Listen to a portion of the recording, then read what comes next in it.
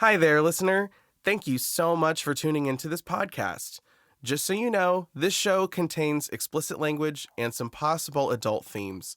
Listeners under 13 or anyone who could be offended by the subject matter are given caution.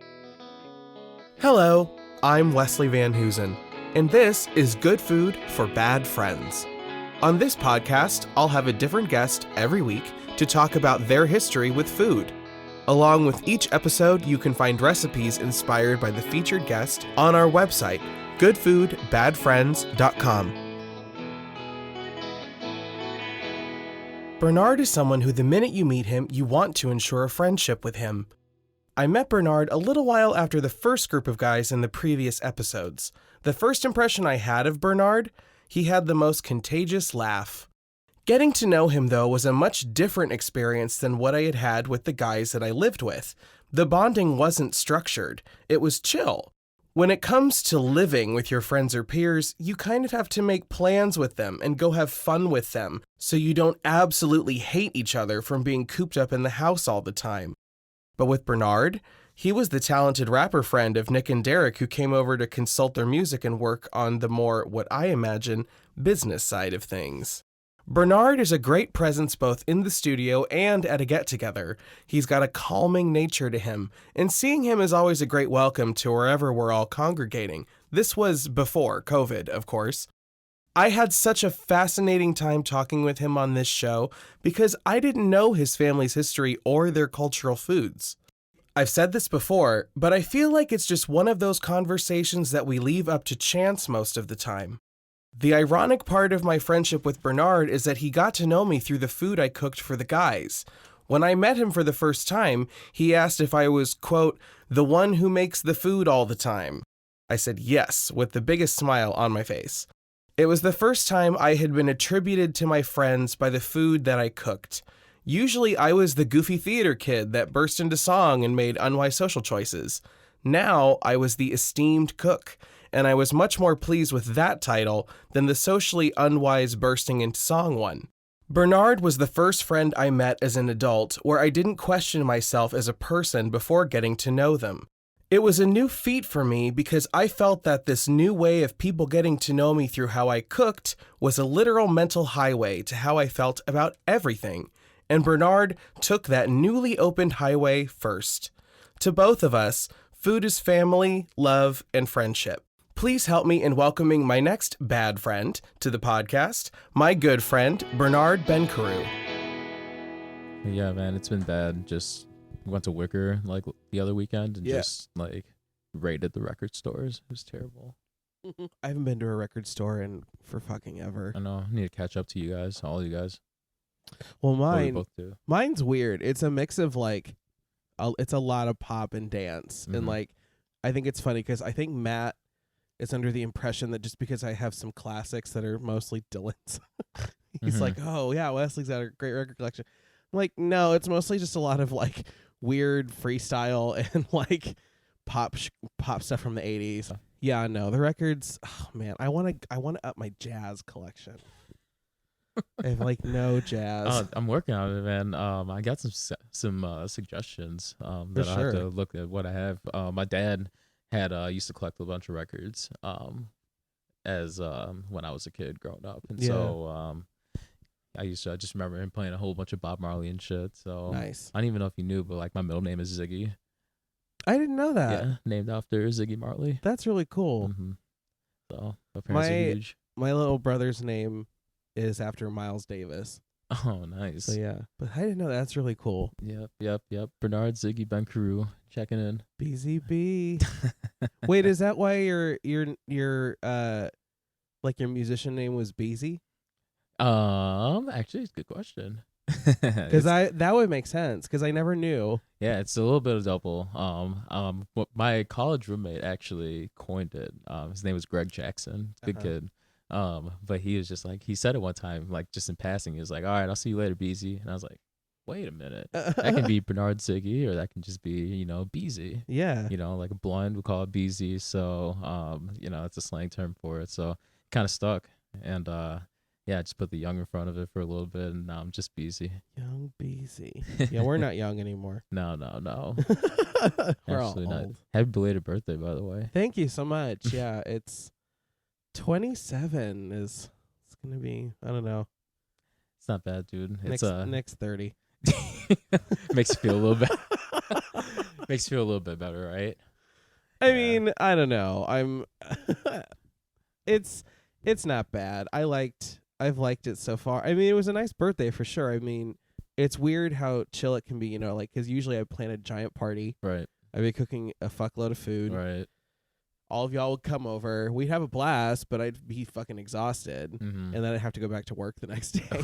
Like, it was nice to have a day where I could just sit and read and, like, work on social media and just chill, watch The Office, do nothing, Nice change of pace. Dylan ordered food for us. Like, it was nice. Yeah.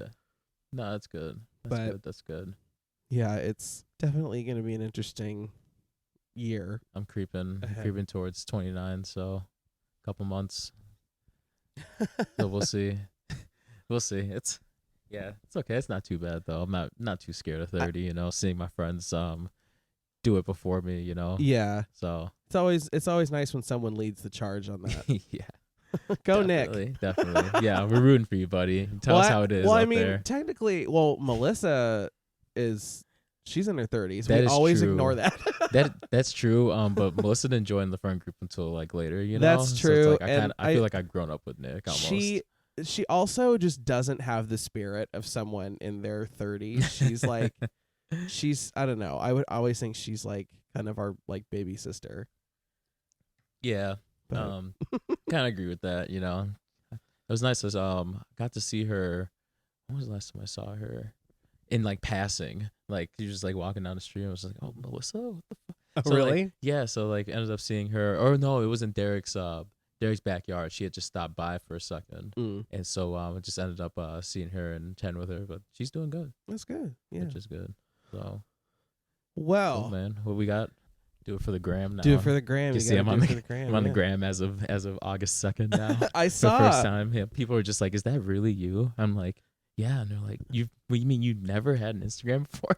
I'm like, "Yeah, man, never had." I was actually kind of like, "Oh yeah, I guess." At first, I thought, did I just weirdly never add him? And like, because you just assume everyone you know is already on your gram, right? But then I was like, it says like just joined, and I was like, oh shit, I guess he never had an Instagram. I didn't know that. Yeah, it's been overwhelming. Oh, welcome to the the gram. It's overwhelming until it's underwhelming. That's what I found. Yeah. It's like a job. It's like a second job to like gain a following for something. Yeah, no, understandable. So I'm just trying to figure out the ins and outs and follow the right accounts in the get-go. It's a good chance to kind of start over on social media. For sure. So, yeah. cool. I like it. Well, the dog one's nice because it's literally just dog photos because it's all we follow. But of course, I don't know. It's fun. It's a nice way to like keep up with people, but sort of through their artistic lens. right? So, and I appreciate it more than, although it's owned by Facebook, I appreciate it more than Facebook just because it's just not as political or directly charged, Right. angry. It's a little more like soothing to go through, I feel like. It's a Facebook of pictures. Like, yeah. So, But yeah, no, I'm starting to get used to it a little bit. So, yeah. it'll be good. For sure. Well, you got to do stuff for the gram. It's just don't fall off a cliff or do something weird because I read so many BuzzFeed articles like, lady was trying to take a picture but then drowned. It's like, oh shit. Like that escalates very fast. Right. So, well, welcome to this episode, everyone, for Good Food for Bad Friends. I have here with me the sixth bad friend, Bernard. And so there was a pretty big gap in between meeting all the guys, because this is now after I met, Harvey, Derek, and Nick. And I met you, like, I think you came over to that house one night and I just like met you. Mm-hmm. You were probably doing some music stuff with the guys. Right. And then after that, when we all split into our different like zones, I guess, like, Aaron and I in one place and the guys at Damon and then eventually Warner, I saw you a ton more. Mm-hmm. And we Yeah, we always just like chill together. It's just a good time. But it's different too because this is the first time where I had to get to know someone that was outside of living with everybody. Huh. So you were like the first person where I was like, oh, I don't, he didn't live with me in this house, but he's a part of this group. And, I think we really got to know each other during the first like Famsgiving. Yeah. That's what I remember. How can I remember this? I mean, yeah, I do remember meeting you once or twice in the first house, and I never went to yours and Aaron's place. So we never had anyone over. It was too small. We were always like, it's so fucking tiny. Like, well, that explains it. But no, we so we didn't really like hang out a lot more until the Damon house. And so I think, like you said, like one of the Famsgivings that we had together. Yeah. Yeah, it might have been the first one, like you were saying. Well, that was the first time I think when we made a real commitment to like getting everyone somewhere. Mm-hmm. We had done friends dinner, mm-hmm. but that was sort of like people who could make it would come. Right. And when they were in Damon, you were out in. I was in Gurnee still. Yeah, so I wasn't even living in the city. I thought you were in Wisconsin. But yeah, so I think what happened is Wisconsin. I did come down for that, and so then the following summer is when I moved in with those guys. Yeah, and then when they lived at Warner, that was when I really got to know you, just because living with the guys, I was there all the time because we were doing all sorts of music projects together, and I don't know. Oh, hi, Dylan. It was.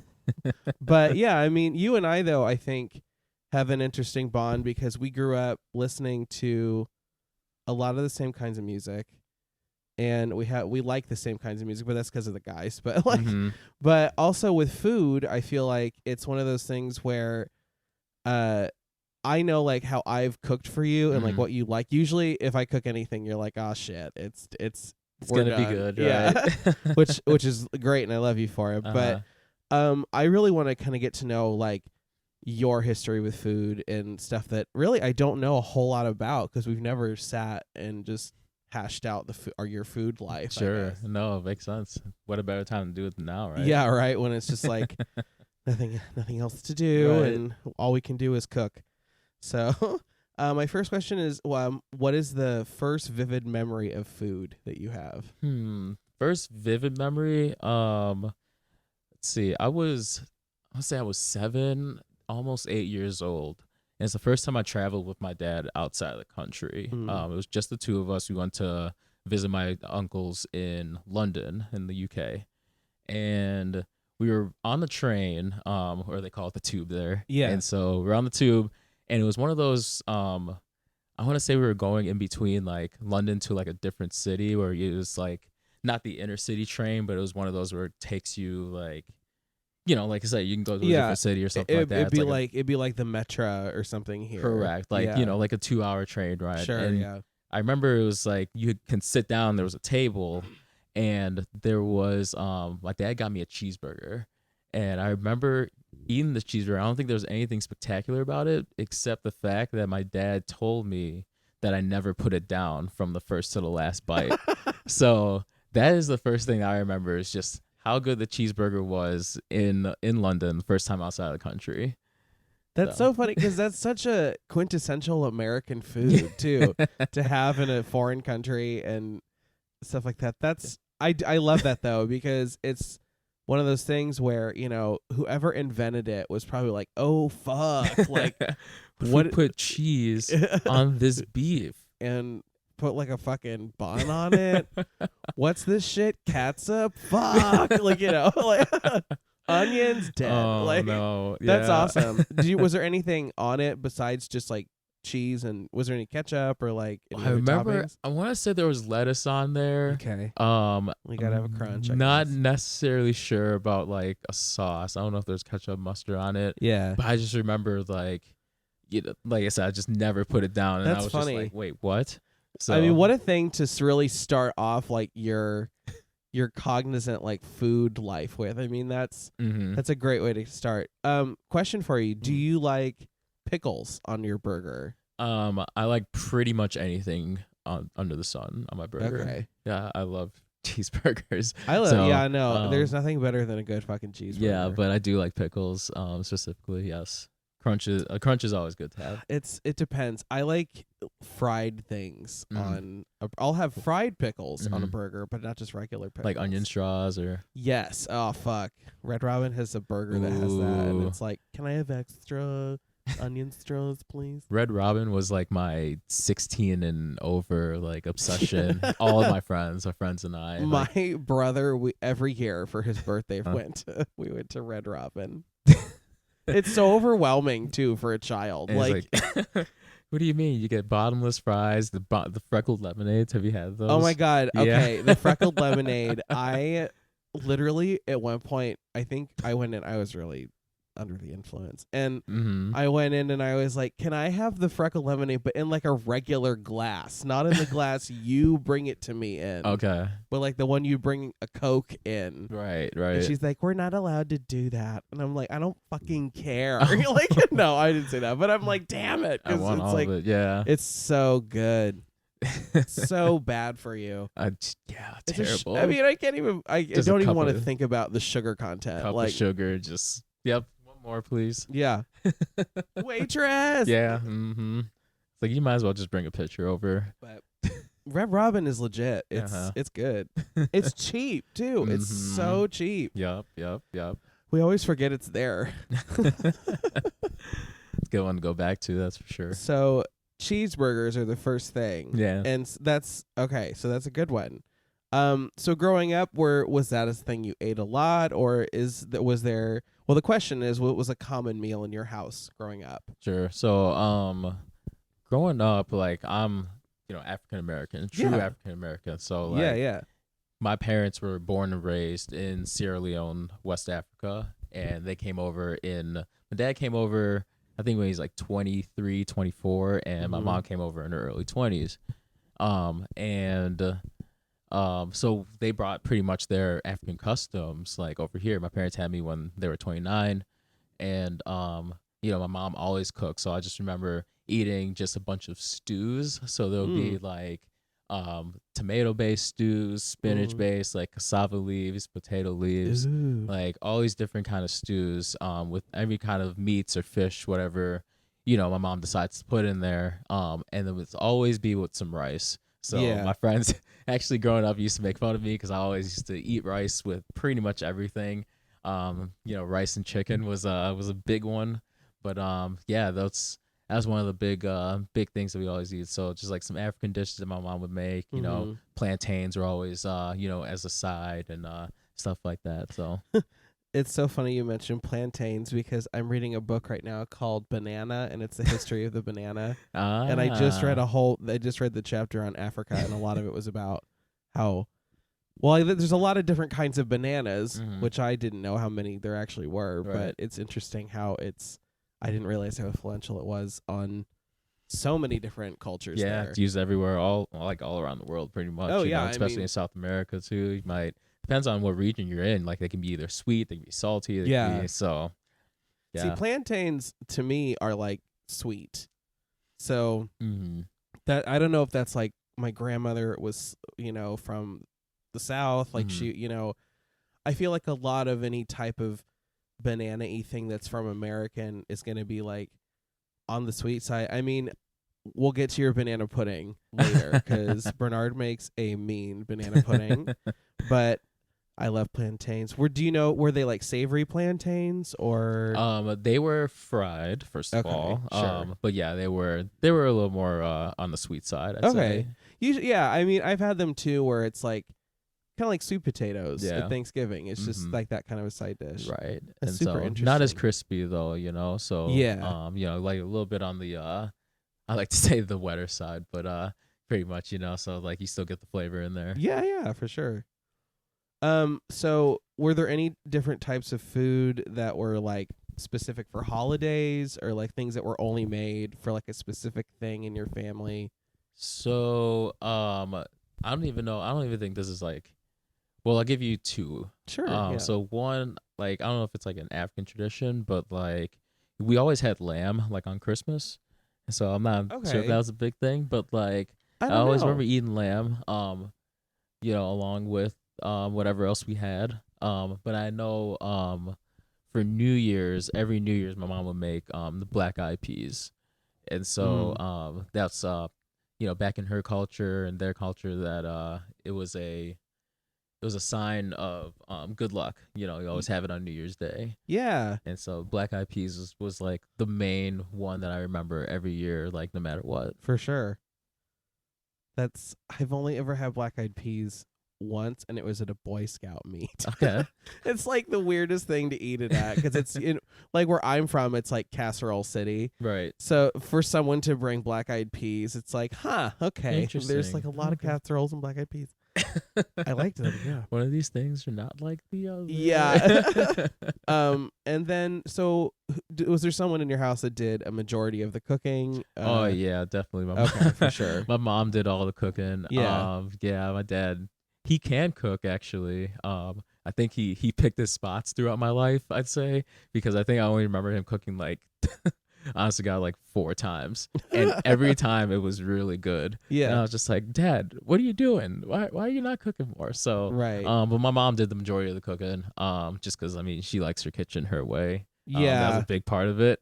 So then I'm actually the same way. Yeah. when she had me, and she's a righty, both my parents are righties, and me and my brother are lefties, and so it's kind of weird. Yeah. And so there's a part in our kitchen where it's like the it's like where you pull the seasonings off, like the bottom side, and it's like a rolling, like, I don't even know how to explain like it. it's It's like a revolving door. It goes and it just goes all the way around. Lazy Susan, something like that. Yeah. Does it sit in a cabinet? Yeah, that's a Lazy Susan. And so we'll have one of those, and it's like I'll put the seasonings that I would use on the left side because I'm left-handed, and she'll put it on the right side, and like even though we're using the same stuff, can't find it ever.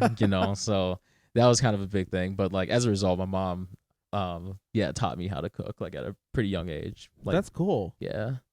That's cool. Was there any like dish that, do you remember like the first dish she ever taught you, or like the first things she ever thought you should know, or things like that? Breakfast. Eggs. I feel like that's a lot of that's everyone's kind of entry is breakfast. Yeah. And that is my favorite meal of the day by far. And it's funny, but yeah, breakfast. Mom taught me how to make some eggs on the pot. Then from there, you do like the meats, bacon, sausage. Yeah, then, try for pancakes, and then I kind of work from there. But then, like, sure. I don't know, when I started working at Hoo Ha is when kind of like my cooking skills just like went up another level. Yeah. I've never been a line cook, but I definitely watch line cooks. Because I'm usually a server, so it's like, it's one of those things where it's like, damn, that's a whole other level of skill of being in a kitchen and like maneuvering a kitchen and things like that. Yeah, absolutely. And I've grown to be pretty protective over my kitchen. So as you can imagine, I just me just moving in with Annie a couple months ago, we have to been some growing pains in there, but we're figuring it out. Dylan and I did too. Although Dylan likes to do like he likes to bake bread and pizza crust. Okay. And these are things that I don't do. Okay. And for me, it's like, as long as you clean up, I don't care. Just clean up. And like when I have people over, I always try to make it look like I didn't just do all the cooking, and that like horribly fails. Yeah. My mother does make it look like she didn't just do all the cooking. That's funny. What was your favorite place to go out to eat as a kid? Ooh, well, I was a growing boy. I like to eat. Sure. And so Golden Corral was a big one. Yes. Oh, fuck. Oh, my. I fucking love a good buffet. Golden Corral was a big one for me. I just would load up every time. Obviously it was cheap. They had their rolls that were really good. Yeah. Obviously it's the only place I can get like steak without being at a restaurant, parents not gonna let you order a steak when hell you're no. 9 years old. Yeah. So yeah, it's the only place I can do that. You can do whatever you want. Golden Corral was the shit, and definitely it was right down the street from my place in Kenosha. Oh my god. Yeah. So we had a few different buffets. My dad and I really liked USA Steak Buffet. Okay. Which I don't know if those were in Wisconsin. No, I never heard of it.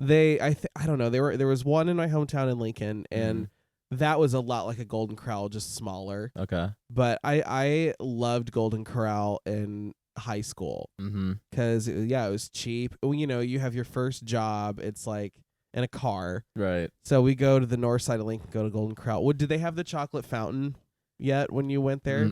That was I think that was new when I went there. But did they have a cotton candy machine? They did. Fuck yes. They did. Oh yeah. They came in late.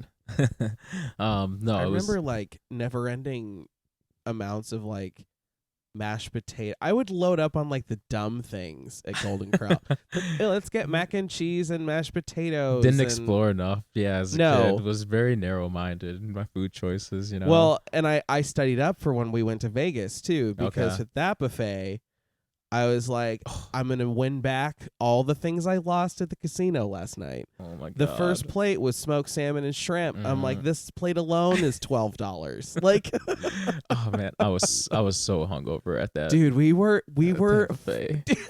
I remember sitting together. Uh-huh. We sat in a weird corner. Yeah, of the back of where there was no one there, and I just remember Taylor walking down. It's like, good morning, you fucks. And we're like, what the? No. We're we all look so horrible right now. Just got ran over. Well, we were all fucking hungover on all the drinks, all the drinks we drank in the streets. And that wasn't the night we went to Fremont, was it? That was just the first night we were there. Yeah, that was just the first night we were there. We got so drunk.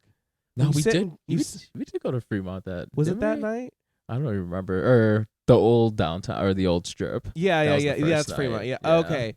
So we all got fucked up. Yeah, because the street, when we were walking down, on Fremont, the little carts on the side just had those huge $16 drinks, and the it was hourglass looking ones. And it was just filled up to the brim with just Captain, and I was like, oh my god, Vegas was so overwhelming. We have to do a whole podcast of just everyone's experience. It's in Vegas. it's like an 8-episode mini series of our experiences. So what happened with you? Because the buddy system worked perfectly. You know what's really funny was that no one I was someone else's buddy, but everyone thought that Dylan was my buddy. Okay. So I never knew who my buddy actually was. Or they told me, but I completely fucking forgot because I was just with Dylan the whole time. Right. Makes sense. Oh man, that trip was 3 days I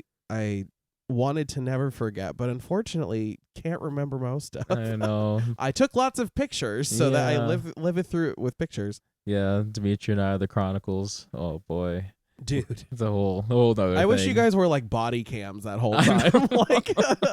It just, I would watch all of it and just submit it as an art piece. Seriously. So back before we were all old enough to go have fun in Vegas. So were there any foods that you really came to when you get out of eating just what your parents feed you? And you can kind of explore on your own. Were there any things that really stood out to you, or you were oh shit, this is fucking good? Yeah. So it's gonna sound super junk foodie-ish, but pizza. Ooh. And as a kid, there was always birthday parties where it's people would have either cheese or pepperoni, and that was it. And I'm I wasn't a big fan of just cheese pizzas, because I was just this is a waste of a pizza. I actually still feel that way, and Annie will kill me for saying that. But I agree though, because I feel the beauty of a pizza is you can put whatever you want on it. Yeah, you just decorate. It's a blank canvas, decorate it. So, so until for the longest time, that's really all I've had. And so then once I kind of got older and was able to kind of do other things, because sure, I know we always used to do at my friends and I when we have little sleepovers and stuff like that, we would order Domino's. They had a 5 for $5 deal or something like that, or it's $5 medium pizzas. Yeah. And so it's they have $7 medium pizzas now or something. Yeah, and so it's we used to do that all the time. But once I started putting different things on pizza, I think one of the best pizzas I've ever had was drunk, of course, in Whitewater at an after bar hour restaurant called Rosa's, and I got a double-decker veggie pizza, and it was incredible. I didn't think that I would like a veggie pizza. Yeah. But then I was just like, you know what? Like I was drunk. Like let's do it. You know, veggie pizzas, I feel like I almost have to be drunk to eat Mhm. it. It's like you've made that sacrifice in your mind of Uh-huh. like I can't eat all these cured meats. Exactly. Let's just do a veggie pizza. And honestly, I like veggie pizzas, like the flavors of it. It's just I think my brain just can never get over it. It's like, oh, these are Really? vegetables. Why are you eating No. these? Oh, It's just man. mushrooms and olives. Oh, okay. Yeah, I don't I'll like those. I stay away from both of those. Actually, mushrooms aren't too bad. Olives definitely a no. For me, I think it's because like my parents would order a mushroom pizza, Mm-hmm. but it would just be mushrooms. So it would be like cheese, loads of like soggy mushrooms. This pizza place in my hometown I don't like, but I won't call them out because they make a really good cream cheese pepperoni pizza that's fucking delicious. That sounds really good. Yeah, so double-decker veggie pizza. Yeah, so I think those are that kind of like opened my eyes to what you can do to a pizza, and Sure. so like yeah, I kind of expanded off of that. Outside of that, I mean, I really just like when I started working at Hoo Hot, I was 18, and so the way the restaurant's set up is that you get a bowl, you have to go through a line, pick out your own food, Yeah. customize your own bowl, and then you bring it to us to cook in front of you, and seeing the combinations that people would do and just like smelling all the foods that we did, I Sure. would just like stop what I was doing mid shift and like ask them. I was like, hey, like what did you just put in there, because that smells really good and I'm gonna cook it really well for you.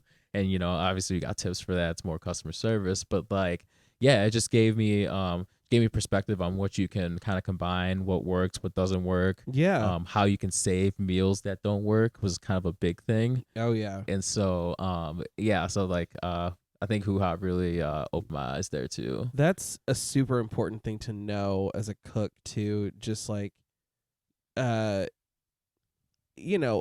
only like having a spice cabinet or a pantry that's full of things that you can use, but also just knowing how to use them together. And Right. like, because a lot of people, I think are really simple about how they might cook up stuff. It's like, oh, it's just like this with salt and maybe pepper and olive oil because I'm told to use olive oil. Right. But I mean, there's so many things you can do to just like a piece of chicken with just by knowing what things you have in your cabinet and using the right amount of salt to make sure everything tastes right, and also using fresh ingredients too. I mean, saving a dish though, I'm not sure. I'm not sure. I know there's like tricks that I do if I put too much like of something. The only thing you can't undo, I feel like, is over salting. Right. That is when you are just done for. That is true. The only option at that point is diluting it, Mhm. and then it's not going to be right. But Right. So one of the main tricks, like I mean, I think it's an easy one, but it's like if something's too spicy, like if it's stir fry especially, then you just put some pineapple in it, and that will just like get a little savory spot. It depends on what kind of sauce you have, but like you can drop a little pineapple in there, and then that's gonna sweeten it out or cool it down a little bit. that's interesting. Some people like put like cream cheese and like Yeah. jalapeno poppers or things like that. It's like kind of the same idea, but like yeah, fruit actually works. So if you have the right sauces for it. Yeah. I suppose I don't know. Pineapple is such a weird. Like, I would never think to use something like that because that's just a different category in my brain. Mhm. Like I just eat pineapple if I like bruise myself or something, or if I have like. It happened more at work, but I would always hit my, like my ass or my legs or something on chairs and tables. Yeah. So then it's, you look like someone's like beating at you. That's I don't want to say beat the fuck out of you because it's like Right. that's probably offensive. But Right. but no, I would eat you just eat pineapple to try and make your body look less wear and tear from See, the job. I didn't know about that trick. So Yeah, we just, I would never know to cure spiciness with that though. See, we learn something new every That's day. new. Both Yeah, of us. totally. I'll have to. And usually it's super funny if I cook something and it's too spicy. Dylan will see me like walk out and get a glass of milk and be like, I put too much stuff in it. Like it's too spicy. Yeah. Like I said, it works. It works for some, not for all. So Do you just like? depends on what's Do going you on. like pineapple on pizza? Because that's like a hot debate. I You do. I do Okay. actually. Yeah. You do pineapple, bacon. Yeah, pineapple and bacon. Nice little Hawaiian. Yeah, That's Hawaiian to me was ham and pineapple. okay. Ham and pineapple. Yeah, as that well. was. I liked it growing up. I would probably still like it today, but Mhm. Yeah. I mean, I'm a little indifferent on ham now, but like, yeah. But pineapple on pizza is Ham- it's pretty good. ham is like I don't know. Everyone, it's like it's a holiday food I don't like. Yeah, ham no. is not like my favorite thing. Mm-mm. If it's really not. So the question before, like, what kind of foods you come to like? Were there any as an adult that you like now have discovered and is really sort of maybe like influence what you cook or like things that you just like to cook more often because you are accustomed to it now? I have been eating a lot of veggies lately, which is good. Just to do, you know. Yeah, So I a lot need of to do that more. a lot of assorted veggies lately is like I think that's something that I've added to my diet over the last year and a half. Sure, yeah. I love me some wings, of course. Like I'll make wings Ooh, any which I love way. wings. I know a lot of people that make their own wings, and I've just learned off of them and yeah. done my own style. So I mean, those are kind of big things. The guys at Warner would remember, how many times I've gone with a plate of wings. I'm just like, you know what, this is what we're gonna do. So yeah, You know, it's funny because I always think everyone thinks pizza is like the food everyone loves. I'm like, Uh-huh. no, it's fucking wings. yeah, wings are underrated, They very are. underrated. I don't understand why either. Do you like them? Do you when you make them? Do you bake them or do you fry them? I bake them. Okay. Yeah, Do they come out crispy? you can make them come out crispy. Uh-huh. Yeah, I almost so, like them kind of soggy. Sure. I don't Okay. know. That's just me. Okay. But yeah, no, I do love them fried, but I'll Right. eat them baked too. Depends. Sometimes or even I've done when we had the grill at the old place. Like Mhm. I would boil them a little bit first just to get them a little like tender, get them a little cooked, and then just throw it on the grill real quick so you get the kind of smokiness Yeah, without yeah. like charring like the outsides. I've seen that done, but with milk because it's kind of like soaking. Like before you fry chicken, you're supposed to soak it in buttermilk to break down the chicken. Oh, If okay. you boil a chicken in milk, it kind of does the same thing. Huh. But it's also really easy to overcook them in milk, so that's why I never do it that way. Right. I've heard of that though, just to like par cook them so that way Right. it's not like they take because wings can take for fucking ever too if they're not done Exactly. the right way. But my dad used to make them fried all the time. But what kind of sauce do you just like? Classic buffalo or? No, I'll do you can do like a spicy barbecue kind of thing. Yeah. Done like teriyaki. Okay. Whatever. Yeah, really. that's the beauty of You it. just too. need 'em It's naked, Whatever, like, whatever you know. got, it's just good. Yeah, you can just season them up and just like have them naked, like no yeah. sauce. Oh man, lemon pepper naked Mhm. is my favorite. Dylan has this golden barbecue sauce. Okay. It's pretty good. And Okay. I put that on wings sometimes or chicken nuggets because we're trashy in our house. So you've talked about this already a little bit. The question is, how does your ethnicity or cultural background influence the food that you eat, and how did that play a role with your family and like growing up in your life and like the grand scheme of your life, all the big questions about that. Yeah. So again, growing up in an African household, you still had to eat whatever was on the table, or you're just not eating. Sure. So I was I had to adapt to the African cultural foods pretty quickly.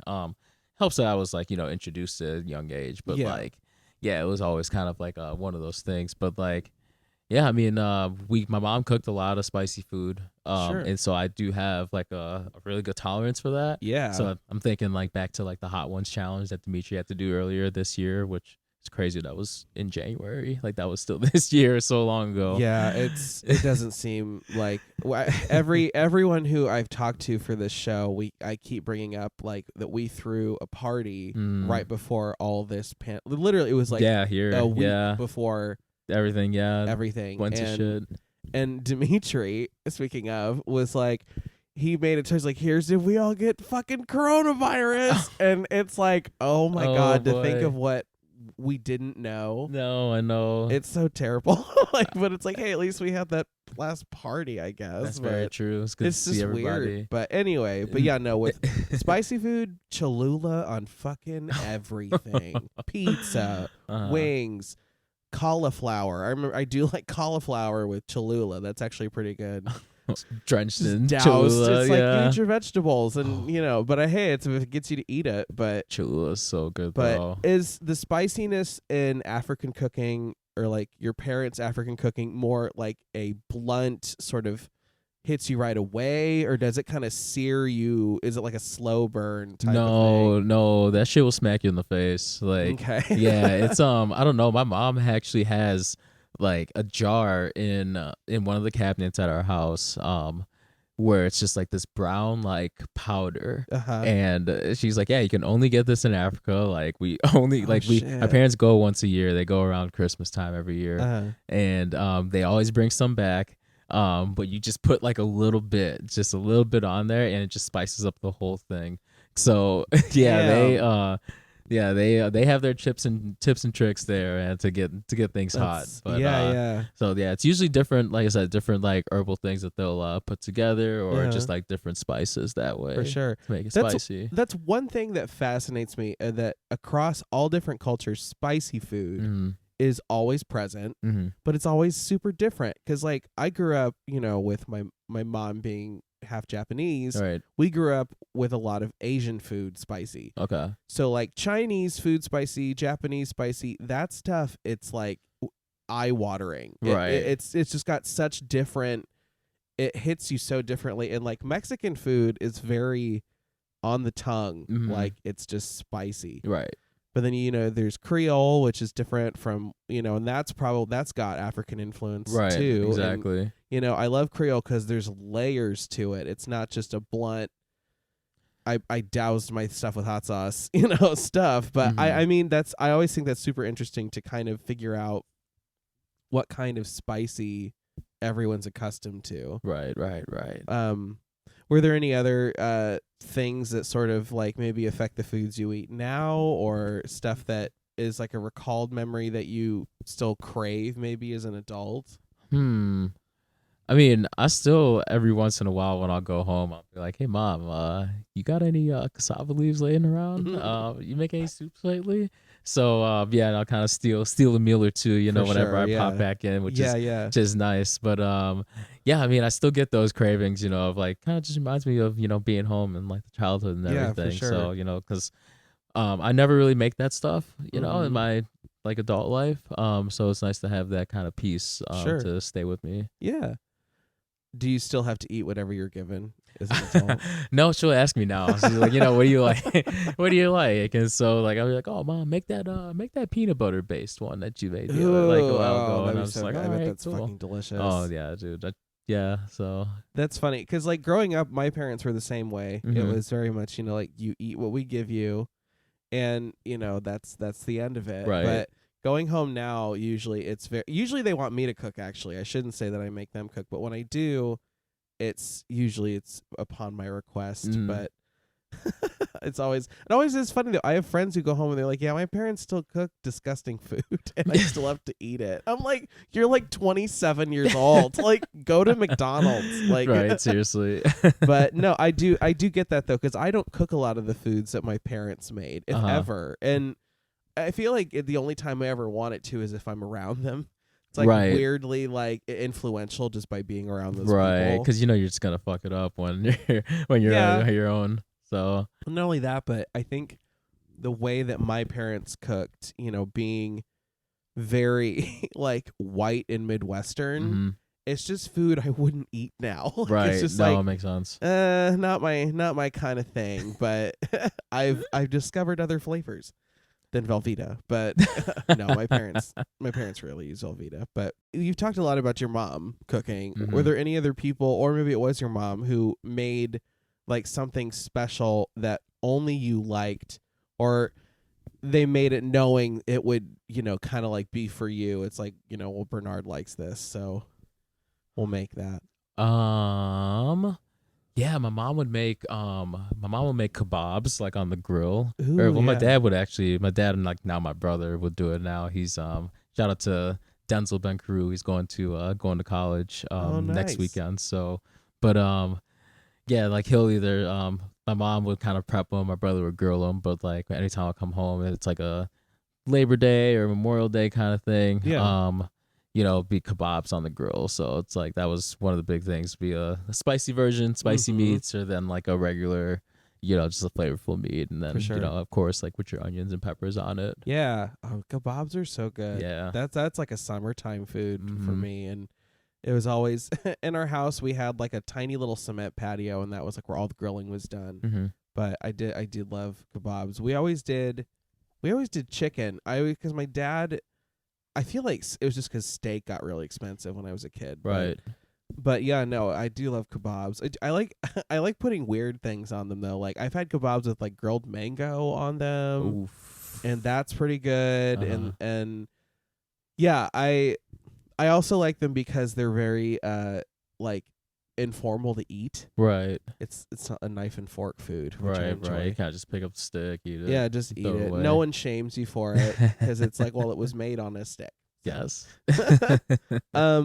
So the next part of that is also like, what kind of influence did your mom have, I guess, like growing up? Like, did she ever talk about who taught her to cook, or did she just kind of learn as she grew up? Or Yeah, well, I mean, she came from a big family. I think she had 8 brothers and Wow. sisters. Yeah. It's not uncommon actually in the Yeah, I always say that, but then I'm a Catholic, so it's like, or I'm an ex-Catholic, so it's like I grew up with families like that too. but yeah, so I guess it's just hard for me to imagine as far as like kids sharing things between each other. It's not so Uh-huh. much the parents, it's like children. yeah. Children. Yeah. But yeah. Yeah, that competition is Yeah. pretty fierce, I'm sure.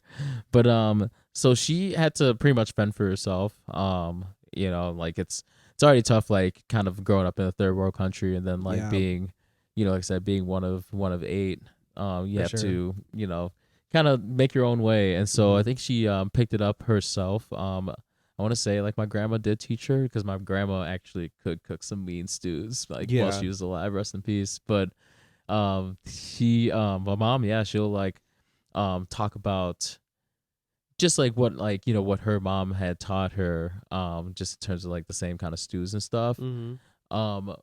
What she kind of like instilled into me in the kitchen, this is kind of like less about food but more so like in the kitchen, is Yeah, kind of for like sure. get stuff out of the way as you go, Yes. and so like it'll That make is it true. so much easier. Like you're gonna have a big mess when you're done, but like it could be even bigger if you don't.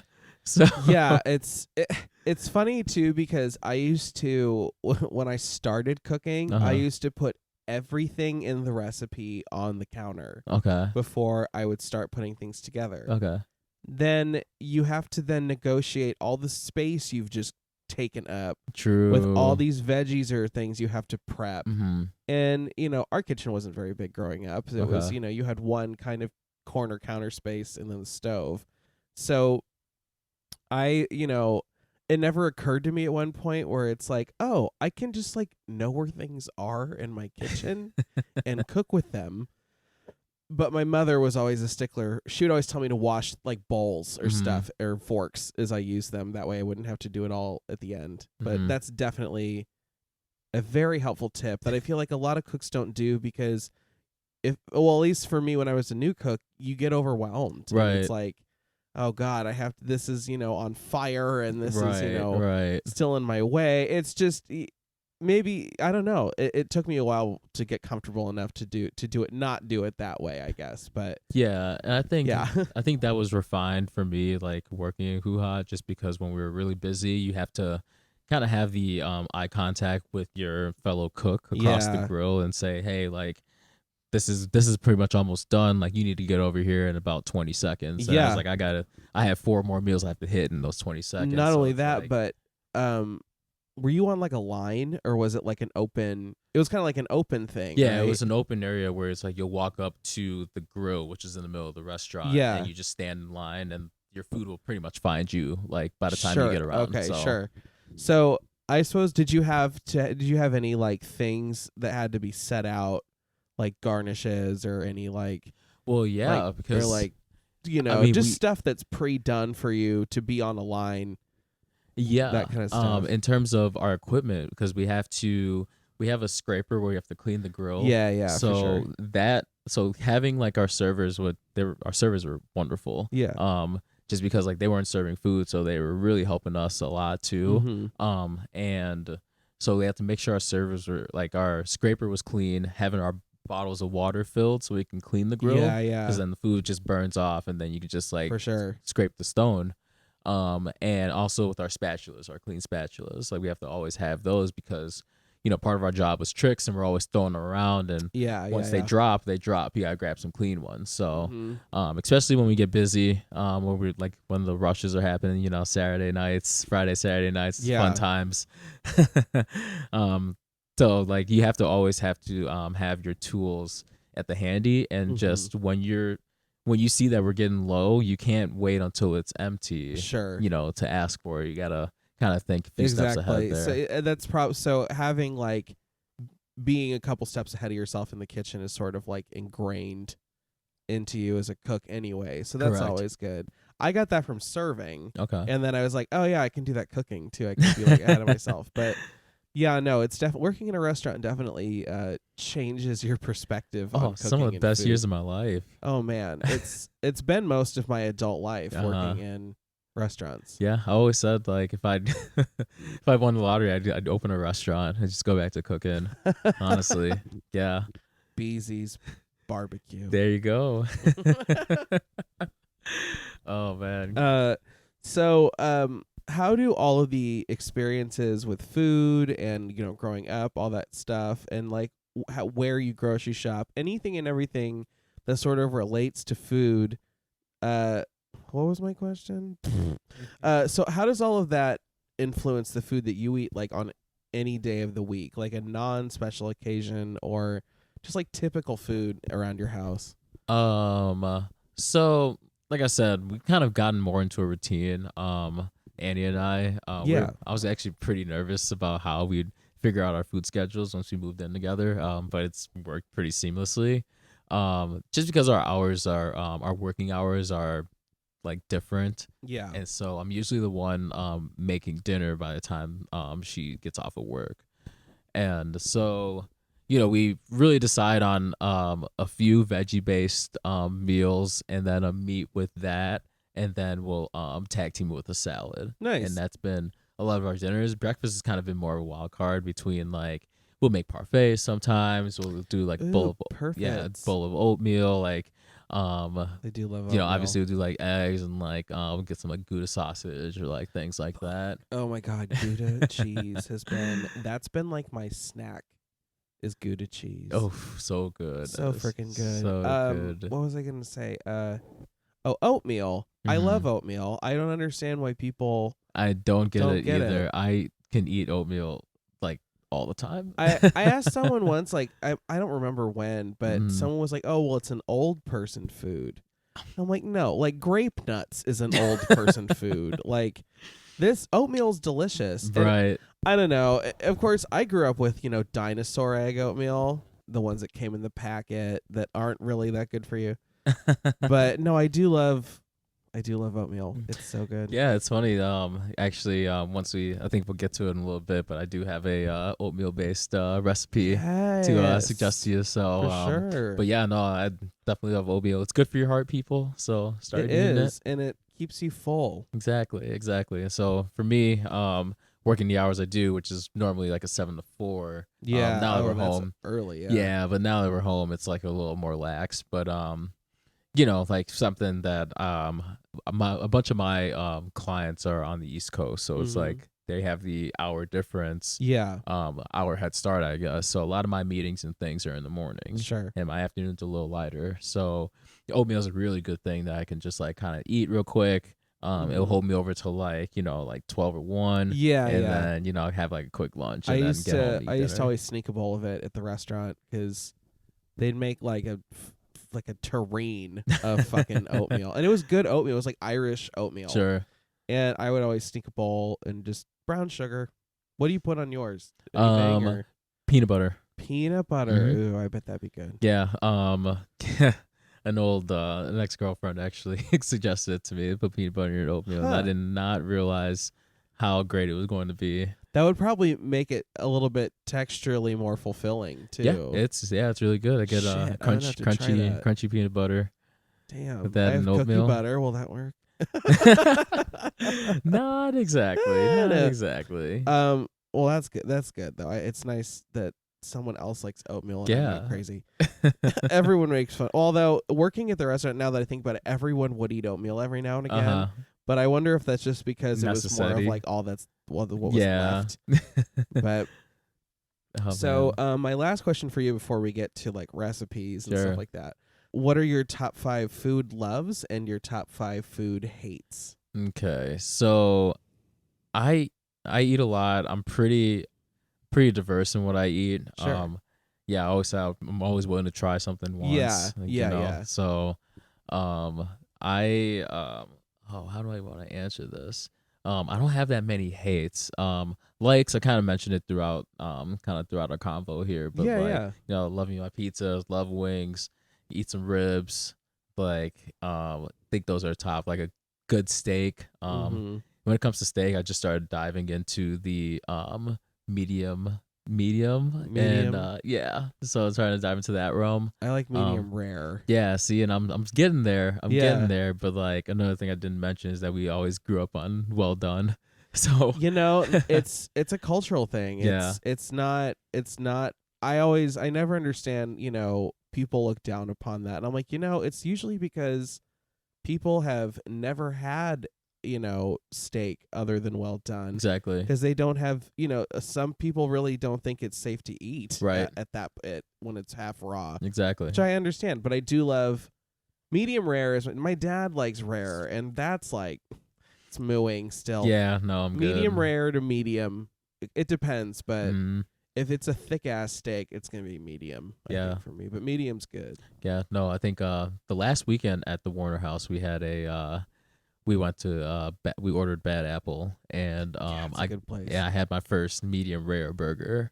Oh and, really? oh, it was incredible. Oh man, burgers. I do get them done medium, Uh-huh. but medium with a fried egg. It's The Royal like a Red Robin breakfast burger. burger. Oh shit, that is my choice. Oh, I know. It's that one or the what's the other one? Is it the Whiskey River? Yeah, the Whiskey River is another good one. And Burn in Love was another Burn one. and Love is good. Oh, Shit. man. There's one more, and I'm trying to think. It's like the Whiskey River, and it's got onion straws on it, but it's a tavern burger. Okay.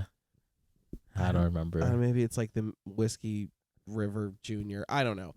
It's good. It's fucking good though, with campfire sauce. Yeah, but my loves, I say, like I said, pizza, burgers, wings, love all the Yeah, junk foods, for you know. sure. But I eat pretty healthy, so Yeah, you do. like I said. And Yeah. then hates, I think pretzels are overrated. I What? was just talking to Oh, I was just talking about this to my buddy Dalton the other day, and I just don't think the pretzels are that good. Like, why are they?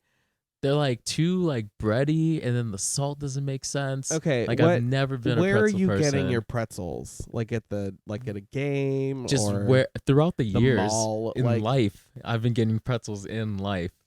I think, okay, here's the thing. For me, I like the sort of nacho cheese whiz that comes with the Okay. pretzel. And Mm, I like pretzels, though, because they're salty. I like Okay. salty stuff. But I guess I don't see them as being like the greatest snack of all. The greatest snack. No, they're not. I mean, they're just, it's like a baseball game food to me. yeah, no, I get that, and it's just never nothing. It's never stuck with me. It's never like I want a hot pretzel. No, it's I never, actually, you know what? The soft pretzels like that you get at the mall and stuff, Yeah. those are good. Like I'm Oh, okay you're with talking those. about I'm like talking rolled about the gold in a bag. Yeah, I'm talking about chips. Like okay. So yeah. no, those I like the those are different. Okay. I thought you were talking about like the ones that come with that you would get at like the fair or the Right, game. right. No, right, you're talking right. about the bag pretzels. Yeah, Yeah. no, it's no. Okay, cool. They're like a thing I buy where it's like, this isn't as bad for me, and it's Right. crunchy and salty. But no, I don't like bagged pretzels as like a choice. That's just like a thing I make myself do. No, understandable. Okay, so I am with you. I am on your side for that one. I'm so sorry. So, yeah, no, that's the one thing that I don't like. Twinkies were overrated too back in the day. Sorry. I would never eat one now, Yeah. but I did used to love them. Okay. So those are kind of the two off the top of my head. Mm-hmm. I mean, Twinkies are pure chemicals, so I don't even want to know what I'm eating if I eat a Twinkie. Right. I'm not a big fan of olives now that I think about it. Me neither. Yeah, so not a big fan of olives. Annie likes olives, like in her like martinis and stuff. Mm-mm. That's different. I do like an olive, and to me, that's different. I guess Okay. because I'm thinking anytime someone says Olives on a pizza. no, black olives, Yeah, just sliced, ooh. soggy, gross, Ooh. canned. Yeah, my dad used to get them on his pizza sometimes. And I'm like, working in food, they come in a can as big as your head. Yeah. And you have to use the table crank to get the lid off of it. God. Like they Wow. just smell like Garbage. disgusting. I'm Like, good.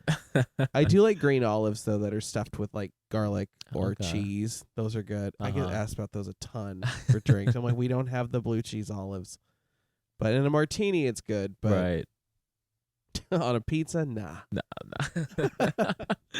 That's hilarious. Are there any other veggies that you don't really like or just won't eat? It's just like, nah, I don't want to. No, because you can manipulate veggies to kind of whatever you want. Yeah. You can even, chop it down and like, make get it it really into something fine. and you'll never notice it for sure. Exactly. So That is something that I always used to do for my brother when I was cooking that makes sense. I mean, with onions. It was always onions. yeah, no, I can't really think of much. Huh. Yeah. Well, I mean, equal opportunity snacker, that's good though, because consumer.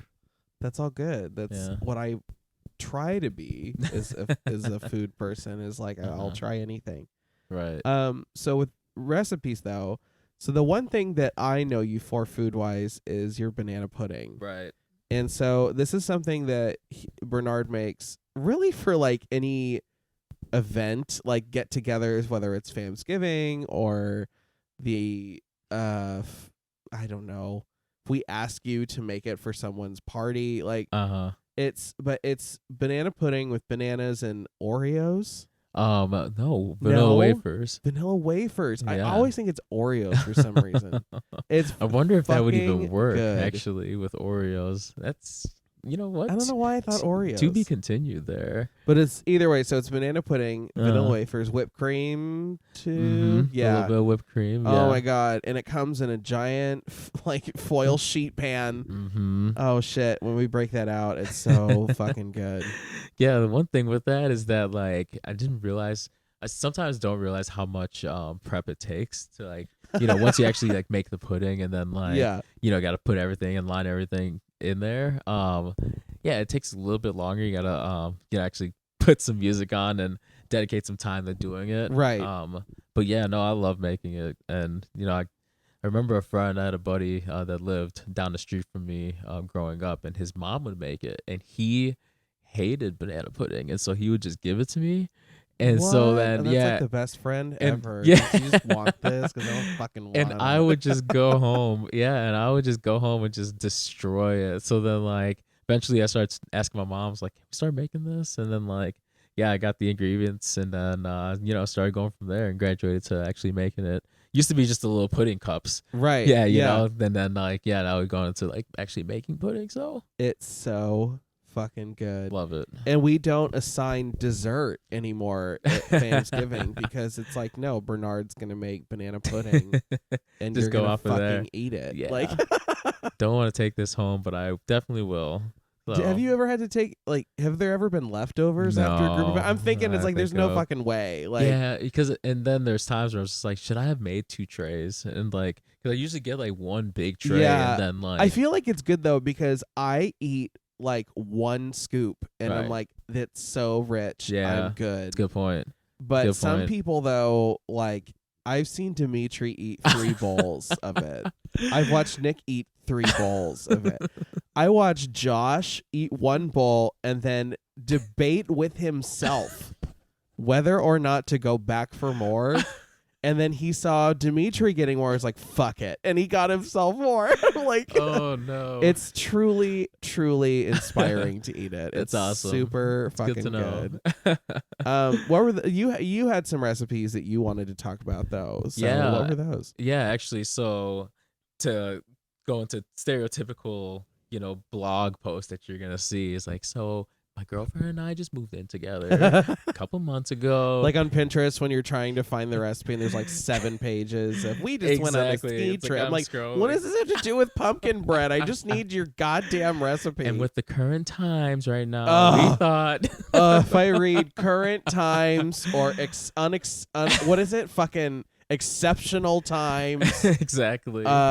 Ongoing situation. If I read these one more time, oh my god. And it's terrible because there's no other way of saying it. There's like we're out of rephrases. Yeah, now. no, Like, please. Oh my god, get a thesaurus. But what we do pretty much is since, like I said, I'm usually up and at it pretty early in the mornings. Yeah, even for with sure. the pandemic here and both working from home. yeah.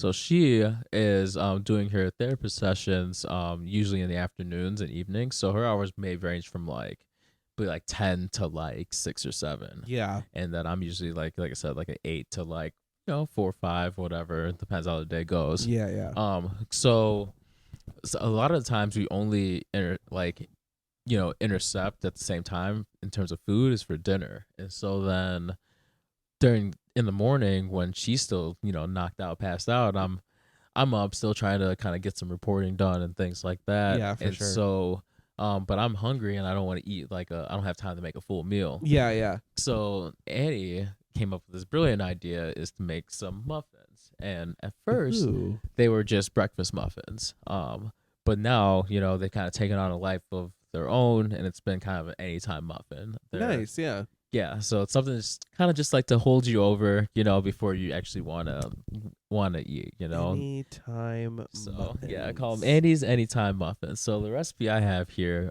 makes 12, and it's really, really simple. Awesome. So pretty much you just take 3 bananas. Uh-huh. Then you have a cup of cashews.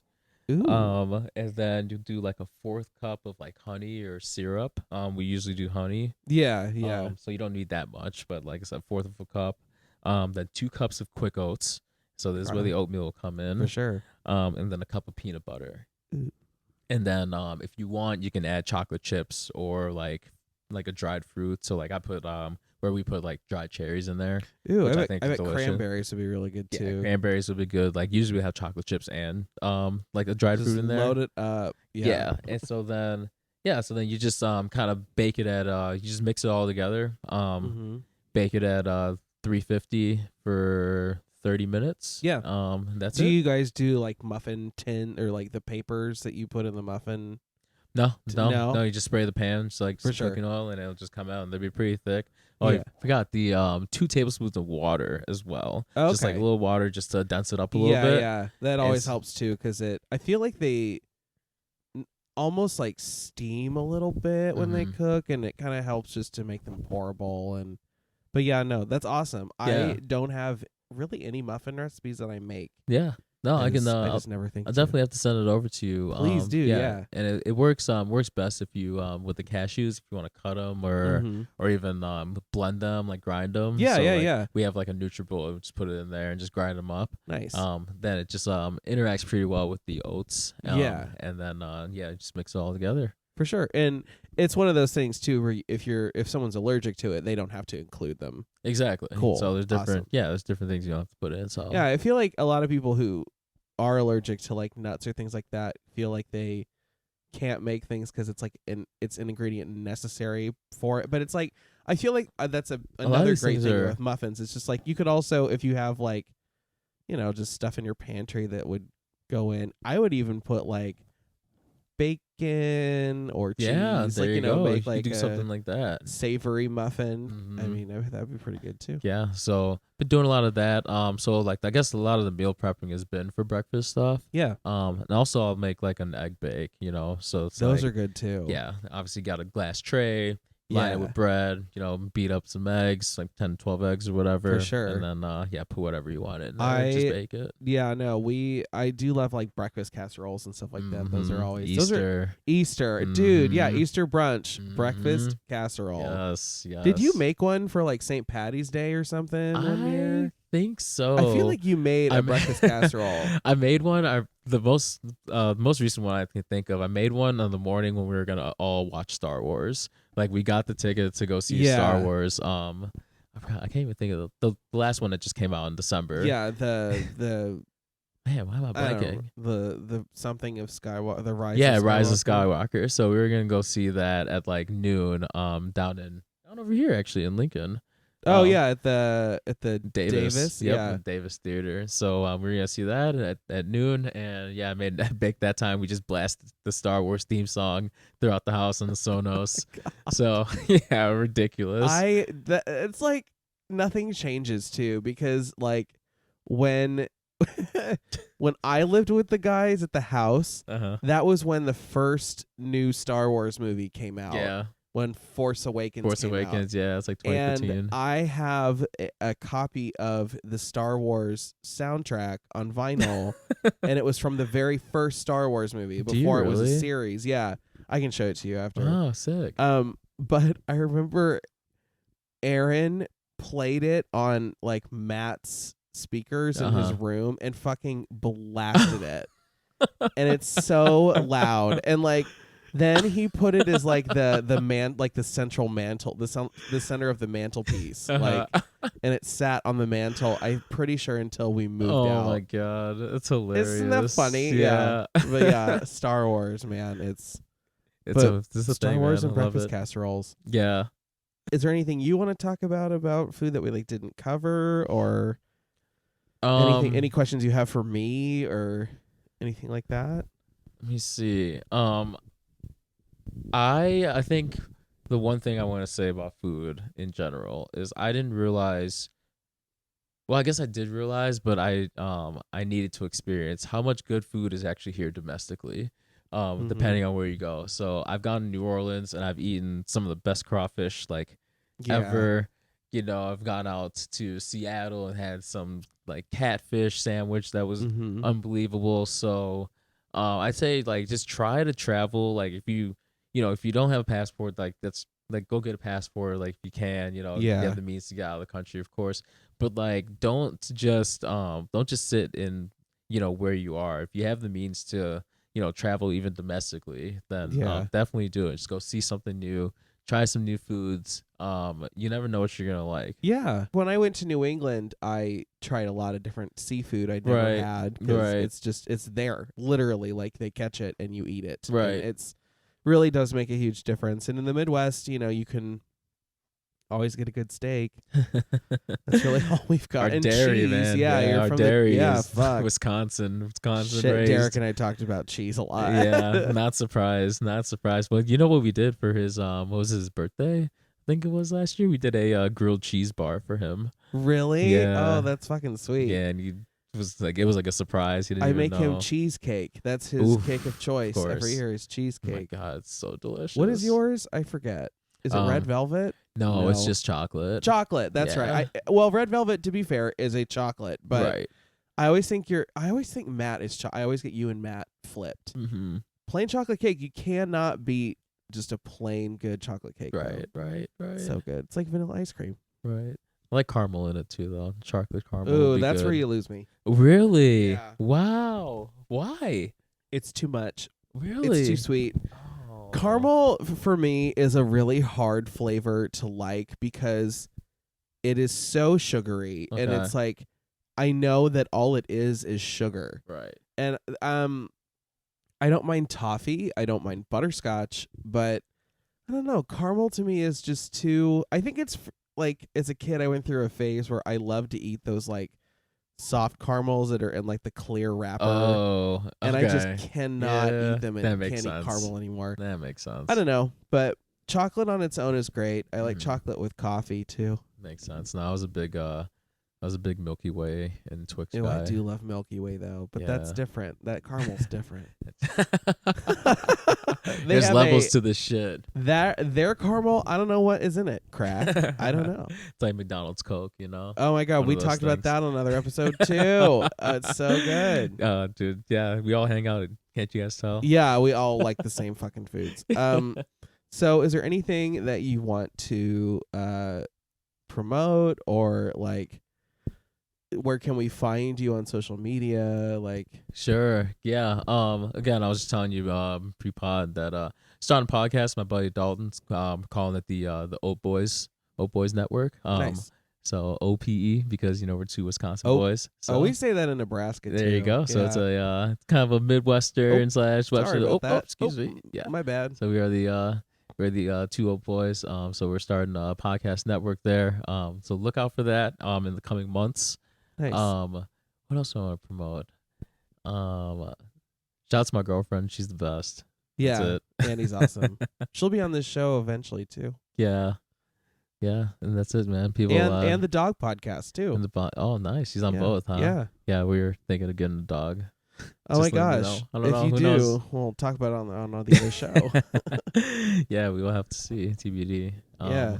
Yeah, but pretty much just be safe, wear a mask, be smart out there. Yeah. Black Lives Matter, Black of Lives course. fucking matter. This has been a really interesting talk too about food in particular, because I didn't know that your family had such an African influence to it. And Mhm. like I also really didn't know much about your food life anyway. Right, Like, that's right. something we'd never talk about. But I don't know. It's so interesting to hear just about how everyone in our group has such a distinct like knowledge of food within their own realm of existence. Right. And I don't know, it makes me really proud to have a group of friends that are just like, we'll literally eat anything because we've all tried something different, because Right. of how we grew up. And Right. we're not fussy eaters, I guess. No, exactly. Especially like when we do our like smorgasbord type things, like Thanksgiving, because we're just Jeez. like, all right, like you made this. This is going Mhm. to be good, right? Like, you're bringing it out here. I know you stressed over making this. So That's the funny thing too, is that like I feel like we're all, for me, it's like I know if I fuck something up, it's like, okay, well, we're just like a phone call away from fucking Domino's, so it's fine. true. But it's so funny to me, I shouldn't say it's funny, but it is to hear people stress so much Mm-hmm. about like what they've made, and I'm like, Mhm. oh, you have no fucking clue. Like, I'm like, That's it's like, funny. but I love you, but you don't get it. But I Right, don't know. right, but right. it is fun though when we all come together and there's just all sorts of shit everywhere. It's like someone made, what does Nick make? Are they bacon covered Brussels sprouts? Oof, Is that what he would make? I think so. Those things are fucking good. Yeah, it was. Yeah. Yeah. Oh man, because I remember it was in the Warner house, and he was just like, "Dude, like, have Brussels sprouts always been this good?" And I'm like, "Yeah, man, I'm actually right there with you." I like Brussels sprouts. So yeah, it's they're something- good Yeah, it's something that's caught on as well. Like, definitely. for sure. Well, Funny. thank you so much for being on this podcast. Dude, thanks for having me. Of This is course, great. yeah.